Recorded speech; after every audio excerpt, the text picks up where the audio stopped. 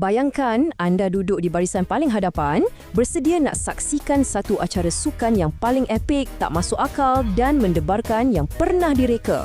Hari ini, dalam sesi penerangan visual kita bukan sekadar membedah teks biasa tau.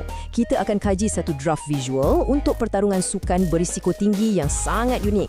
Kita nak tengok macam mana beberapa baris arahan deskriptif atau prompt boleh cipta satu dunia lengkap, tentukan watak dan bina ketegangan yang betul-betul terasa. Dah sedia? Jom kita mula. Okey, jom kita selami benda ni. Tengok betul-betul teks asal yang jadi rujukan kita ni.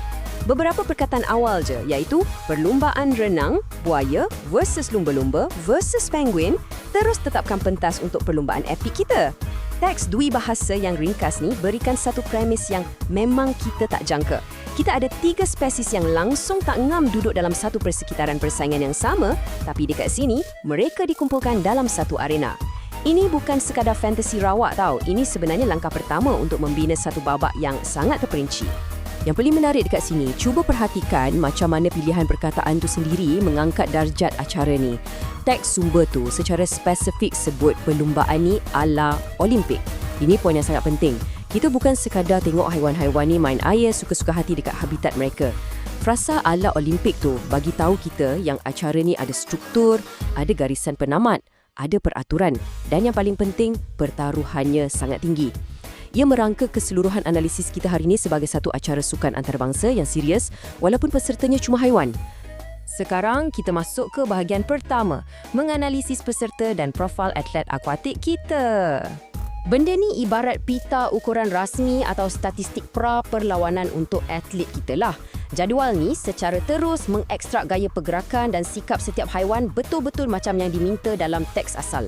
Mula-mula, kita ada lumba-lumba yang sedang meluncur di hadapan dengan pergerakan yang secara elegan. Ia melambangkan kelancaran dan juga pendahuluan awal. Lepas tu, kita ada buaya. Dia tak berenang macam biasa tau. Teks tu tegaskan yang dia merempuh air dengan daya letupan. Maksudnya, ada kuasa mentah yang sangat agresif.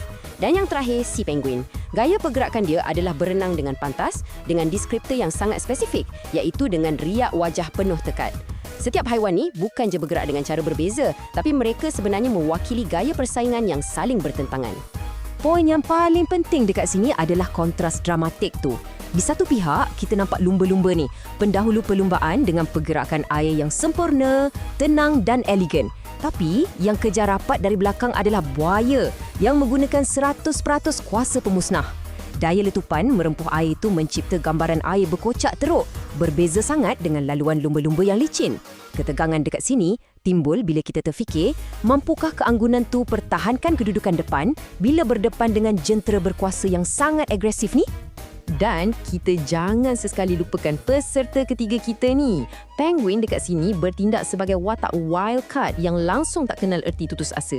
Apa yang menakjubkan tentang teks sumber ni, dia letak satu butiran spesifik pada riak wajah penuh tekad. Dalam perlumbaan nak lawan kelajuan lumba-lumba dan saiz buaya yang besar tu, penguin ni tak mengalah langsung. Arahan untuk memaparkan riak wajah ni memberi satu impak naratif yang sangat kuat pada aksi tersebut. Ini bukan sekadar haiwan yang tengah berenang tau. Ini adalah seorang atlet yang ada emosi dan fokus tahap tinggi untuk menang. Beralih ke bahagian kedua, arena Olimpik bawah air, satu persekitaran yang memang epik. Cuba bayangkan anda betul-betul ada di dalam stadium tu sekarang. Teks tu meminta satu persekitaran yang hidup dan riuh rendah. Kita boleh nampak buih air dan percikan di merata-rata, membuktikan betapa agresifnya perlumbaan ni. Lepas tu, cahaya terang dari lampu stadium bawah air menyuluh setiap pergerakan atlet kita. Dan kalau kita tengok sempadan arena ni, ia dikelilingi oleh dinding kaca gergasi. Siapa dekat luar dinding tu? Makhluk laut bersorak. Arahan ni dengan sekelip mata mengubah perlumbaan yang biasa-biasa jadi satu tontonan sukan bertaraf global di bawah laut. Ia memang mencipta satu dunia yang sangat mendalam dan lengkap. Seterusnya, bahagian ketiga, kita akan teliti ketegangan sinematik melalui estetika visual. Dan perkara ni menggambarkan dengan sangat cemerlang macam mana arahan teks boleh bertindak seolah-olah pengarah filem. Kita bukan nak gambar kartun biasa-biasa tau. Kita minta fotografi sukan bawah air yang epik dan fizik air yang realistik. Maknanya, setiap titisan air, pantulan cahaya dan cara badan haiwan tu berinteraksi dengan arus mesti ikut hukum fizik yang sebenar dan pada masa yang sama dibingkai dengan sangat dramatik. Realisme melampau ni buatkan adegan aksi ni rasa macam ia dirakam secara langsung oleh juru gambar sukan profesional tepat dari dasar laut. Nak pastikan ilusi realistik ni tak hancur, sumber tu menyatakan satu lagi perincian yang sangat penting. Sisik dan tekstur yang sangat terperinci. Arahan ni memastikan fokus visual pada atlet kita berada pada tahap kesempurnaan mutlak. Kita mesti boleh nampak kilauan pada kulit lumba-lumba yang licin, tekstur kasar pada perisai tebal buaya tu, dan rintangan air pada bulu pelepah penguin yang padat. Perincian visual macam ni yang akan memaksa mata penonton untuk melekat pada watak-watak yang tengah bertarung ni, buatkan keseruan aksi tu rasa sangat dekat dan betul-betul nyata. Akhir sekali pilihan aspek nisbah. Teks tu menyebut format 16:9. Sama ada ia merujuk kepada paparan skrin peranti moden atau landscape lebar macam dekat pawagam, penggunaan nisbah spesifik ni memang sengaja direka untuk bingkaikan ketegangan sinematik tu dengan sempurna. Ia membolehkan kita melihat keseluruhan kedalaman ruang aksi dari pendahulu dekat depan sehinggalah ke hujung ekor peserta yang tengah mengejar dari belakang, betul-betul menarik kita masuk ke dalam dunia di mana mereka ni sedang berlumba menentang masa. Jadi kita dah pun sampai ke penghujungnya, memandang tepat ke arah garisan penamat maya kita.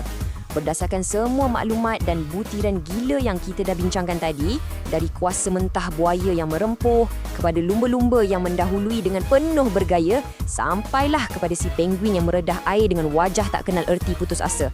Dan dengan mengambil kira persekitaran realistik yang huru-hara dekat sekeliling mereka, apa pendapat anda? Daya letupan, luncuran elegan atau kepantasan penuh tekad? Siapa yang pada akhirnya akan sentuh dinding kaca dulu? Fikir-fikirkanlah dan teruskan bereksperimen dengan imajinasi anda. Kita jumpa lagi dalam sesi yang seterusnya.